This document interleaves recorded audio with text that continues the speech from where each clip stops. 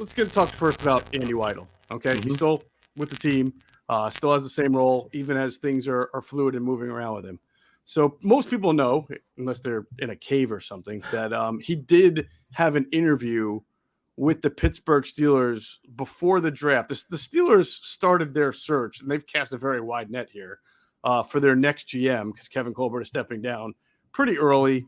And then they have since scaled it down to some second interviews. And there have been a couple, Doug Whaley, Ryan Cowden, John Spytek, I believe, who they've already announced. But as we understand it, we've heard from a couple of different sources that Andy Weidl, who did have a first interview with them, is going to be having a second interview with them sometime next week. Okay.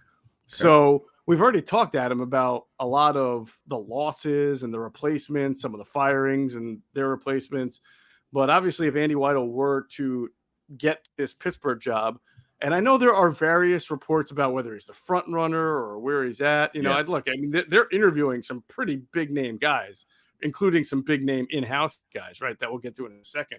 So who knows? But obviously, that's just another guy in this front office who would have to be replaced of some sort. And then it gives you that feel of Howie really having to just remake this entire scouting department.